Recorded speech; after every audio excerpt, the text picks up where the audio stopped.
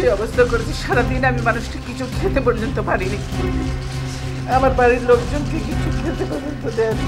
এই দেশ, এই দেশের মাটি, মানুষই আমার সবকিছু। বেগম খালেদা জিয়া যখন হাসপাতালে জীবন মৃত্যুর সন্ধিক্ষণে, তখন পুরো দেশ তার সুস্থতা কামনায়, কারণ তিনি আপসহীন নেত্রী। তার প্রতি ভালোবাসা পৌঁছে গেছে দল মত নির্বিশেষে। কিন্তু কেন তাকে আপসহীন নেত্রী বলা হয়? বাংলাদেশের স্বাধীনতা, সার্বভৌমত্বকে রক্ষা করতে হবে। এরশাদের শাসনামলে একযোগে গণতন্ত্র পুনরুদ্ধারের সংগ্রামে নামে আওয়ামী লীগ ও বিএনপি। সে সময় আওয়ামী লীগ ছিল সবচেয়ে জনপ্রিয় দল। 1986 সালে এরশাদ এক নির্বাচন আয়োজন করলেন। আওয়ামী লীগ, বিএনপি ও জামাত সিদ্ধান্ত নিল যে তারা নির্বাচন বর্জন করবে, কিন্তু শেষ পর্যন্ত আওয়ামী লীগ ও জামাত এরশাদের আয়োজিত 86 নির্বাচনে অংশ নেয়।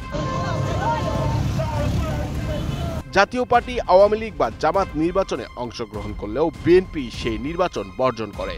সেই নির্বাচন করলে হয়তো শেখ হাসিনার মতো বেগম জিয়াও মোটা অঙ্কে টাকা পেতেন। সেই সময় থেকে তাকে নাম দেওয়া হলো আপসহীন নেত্রী বেগম খালেদা জিয়া। 1986 সালে নির্বাচনে অংশ না নিলেও খালেদা জিয়া তথা বিএনপির জনপ্রিয়তা উঠে গেল তুঙ্গে।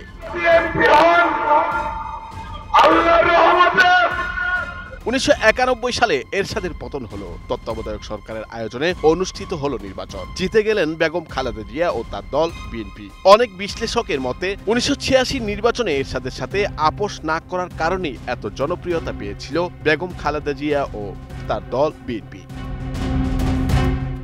1991 সালে ক্ষমতায় এসে পূর্ণ মেয়াদ শাসন করলেন বেগম খালেদা জিয়া। মেয়াদ শেষে তিনি দলীয় সরকারের অধীনেই 1996 সালে নির্বাচন দিলেন। অনেক বিশ্লেষকদের মতে এটি ছিল একটি রাজনৈতিক ভুল।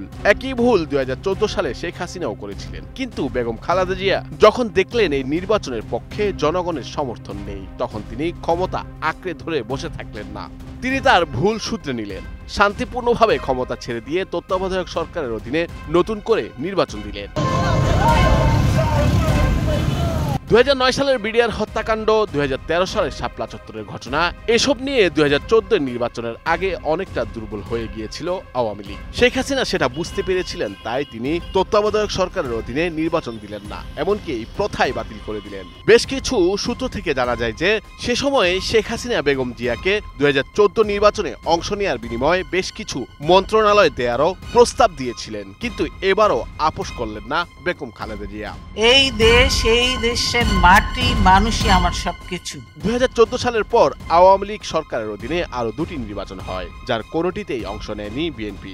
সে সময় অনেকেই বলেছিলেন নির্বাচনে অংশ না নিলে বিএনপি হয়তো হারিয়ে যাবে, কিন্তু হলো ঠিক তার উল্টো। 18 বছরেরও বেশি সময় ক্ষমতার বাইরে থেকেও হারিয়ে যায়নি বিএনপি, হয়তো বেগম খালেদা জিয়ার আপোষহীনতার কারণে। বৈশাখী সংবাদ।